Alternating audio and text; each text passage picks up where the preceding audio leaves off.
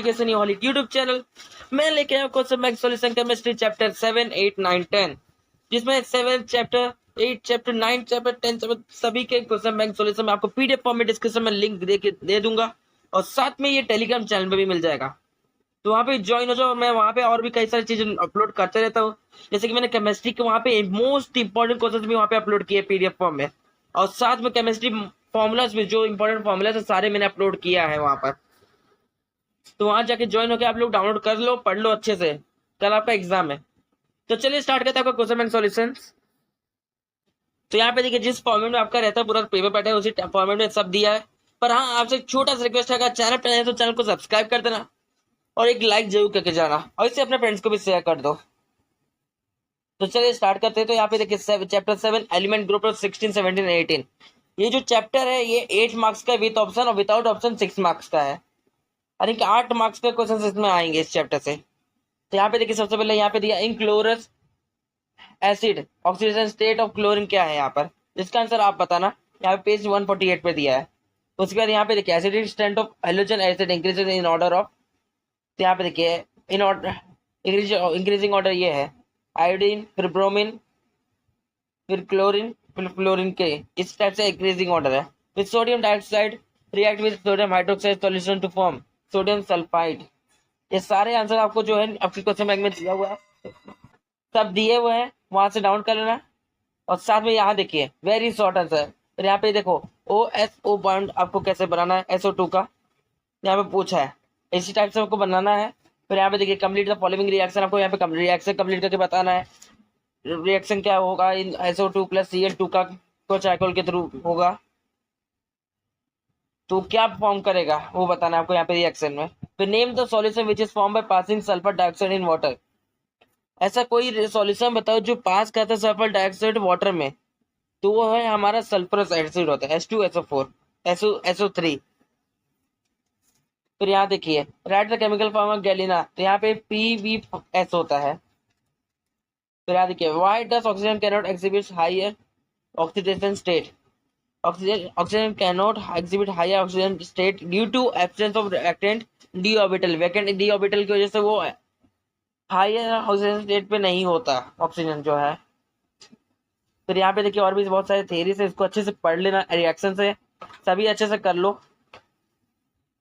और element of group have lower ionisation enthalpy values compared to those of group 15, explain why. तो element 16 जो है वो lower ionisation enthalpy होता है ग्रुप 15 के तरह से कंपेयरिंग में। तो यहाँ पे देखिए element of group 16 have lower ionisation enthalpy values compared to those of group 15 elements in the corresponding period due to extra stability of half filled electronic configuration of p orbital in element of group। यहाँ देखिए फिर short answer type 2, फिर यहाँ पे पूछा है what is the oxidation state of sulphur in the following, तो ये सारे रिएक्शन आपको ऑक्सीडेशन स्टेट बताना है, इसी टाइप से आपको सॉल्व करने हैं। फिर यहाँ पे देखिए थ्योरी है, इसको अच्छे से पूरा पढ़ लेना। फिर आगे मैं और भी आगे के चैप्टर में ज्यादा डिस्कस नहीं करूंगा, सभी आपको अच्छे से पढ़ना है। तो यहाँ देखिए distinguish between rhombic sulphur and monoclinic sulphur with respect to the following points, इन पॉइंट्स के हिसाब से इसको डिस्टिंग्विश करना आपको पढ़ना है यहाँ पर डिस्टिंग्विश करके, यहाँ पर डिस्टिंग्विश बस आपको पढ़ना है। और ये क्वेश्चन जो है explain the trend in the following atomic property of group 16 elements, इससे आप चाहे कुछ भी हो इसे आप पढ़ के जाना, इसे टिक कर लेना, मोस्ट इंपॉर्टेंट में से मोस्ट इंपॉर्टेंट है ये 2 to 3 मार्क्स के लिए आता ही आता है, इसे करके जाना। उसके यहाँ पे देखिए एटॉमिक रेडिया के बारे में लिखा, फिर इलेक्ट्रोनेगेटिविटी, फिर इलेक्ट्रॉन गेन एंथैल्पी, तीनों अच्छे से पढ़ लेना आप। फिर यहाँ पे देखिए व्हाट इज चेल्कोजेन क्या होता है, इसे अच्छे से पढ़ लेना। फिर यहाँ देखिए और भी कई सारी चीजें, 3 physical properties of sulphuric acid के बारे में पढ़ना है H2SO4। फिर long answer write chemical reaction in the manufacture of sulphuric और sulphuric acid by contact process, ये सारे अच्छे से पढ़ लो। ये देखिए what happen when chlorine react with aluminium sodium acid P4, इन सब के साथ आपको बताना है। तो draw structure of chloric acid and chlorous acid, discuss 4.4 NMLS behaviour of fluorine, यहाँ पे स्ट्रक्चर ड्रॉ करना है क्लोरिक एसिड और क्लोरस एसिड का, फिर इसका डिस्कस कर 4 पॉइंट को लिखना है NMLS बिहेवियर ऑफ फ्लोरीन के बारे में। फ्लोरीन के बिहेवियर तो वो क्या होता है, स्मॉल एटॉमिक साइज होता है, उसका इलेक्ट्रोनेगेटिव बहुत ज्यादा होता है, हाई होता है, absence of d orbital in valence shell होता है, फिर लो एफ एफ बॉन्ड रहता है, fluorine fluorine bond association enthalpy होता है। अब चलते हैं आपके नेक्स्ट चैप्टर पे, जो है हमारा 8th चैप्टर। तो यहाँ पे देखिए ट्रांजिशन इनर ट्रांजिशन एलिमेंट्स। तो यहाँ पे देखिए सबसे पहले यहाँ पे दिया following ion has the maximum number of unpaired electron, इनमें से कौन सा अनपेयर्ड इलेक्ट्रॉन रखता है Fe3+। इसका आंसर है पेज 168 पे आपको मिल जाएगा। फिर ये सारे आपको हमसे क्यों तो पहले से प्रोवाइड है, जिसके ज्यादा डिस्कस नहीं करेंगे, अब टाइम भी बहुत कम है। फिर यहाँ देखिए write the formula to calculate magnetic movement, यहाँ पे फॉर्मूला आपको ये पढ़ना है अच्छे से।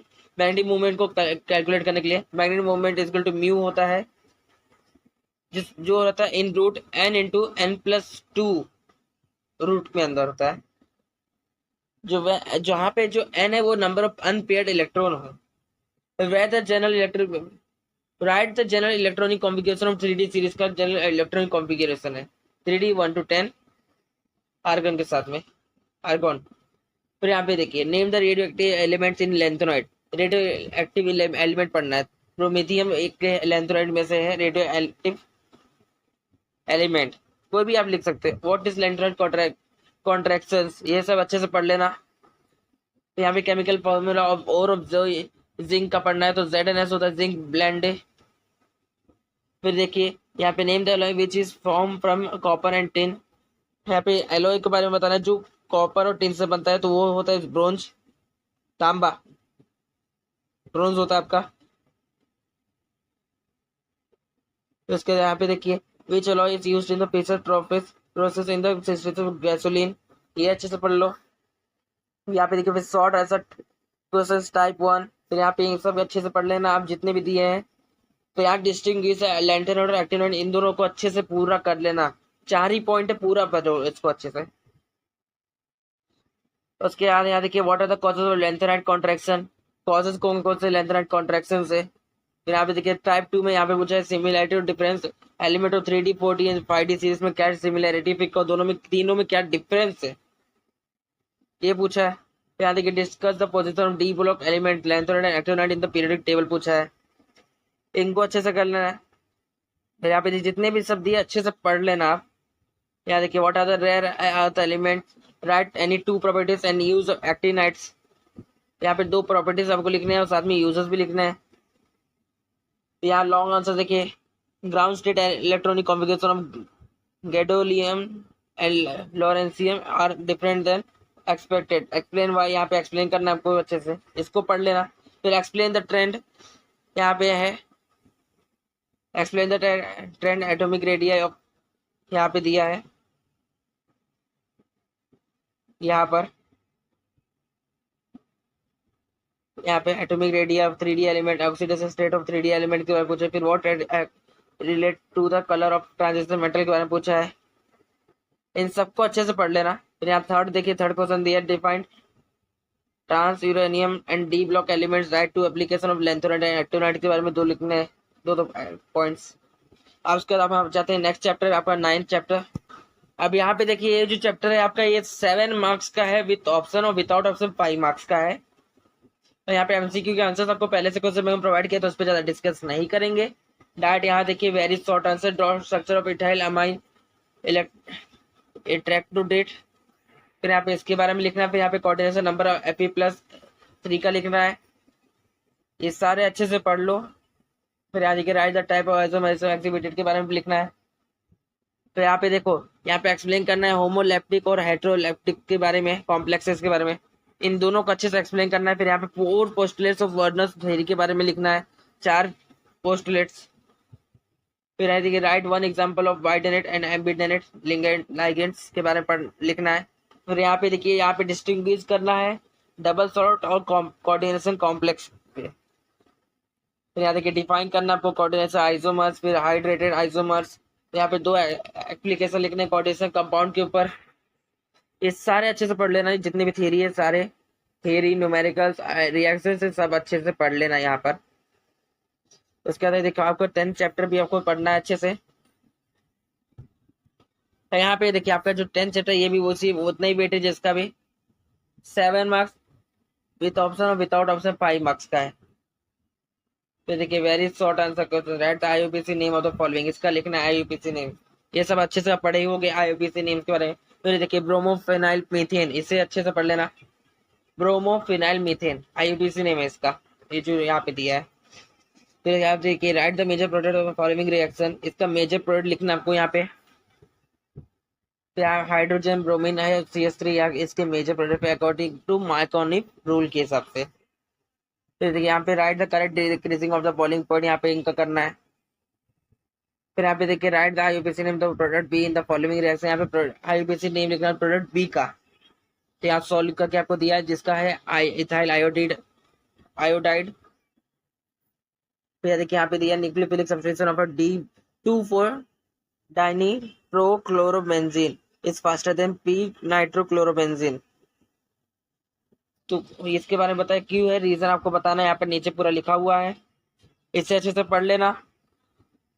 फिर यहाँ देखिए यहाँ पे short answer type 1 explain halides are less reactive than alkyl halide toward nucleophilic substitution reaction. यहाँ पे ये बताना है जो aryl halide shows less reactivity towards nucleophilic substance reactions due to the following reason।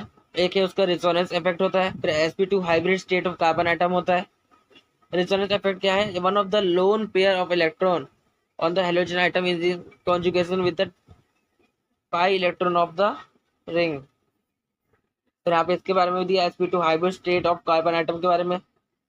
देखिए यहाँ फिर इसके बाद यहाँ पे explain reaction of haloarenes with sodium metals, यहाँ पे फिर गिव रीजन है through alkyl moderately polar they are insoluble in waters.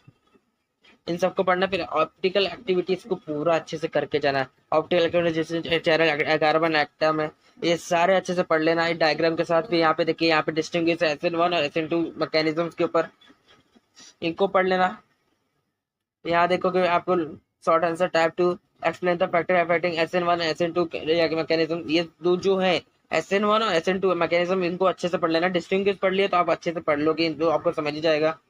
दोनों में डिफरेंस क्या तो आप लिख लोगे। तो उसके यहाँ पे जितने भी दिए सब अच्छे से आपको पढ़ना है। आगे का और भी चैप्टर अभी आएंगे, इसके लिए सब्सक्राइब करके रख लो। तो मिलते हैं नेक्स्ट वीडियो में, तब तक लिए आपको मिलते हैं नेक्स्ट वीडियो में, तब तक लिए थैंक यू।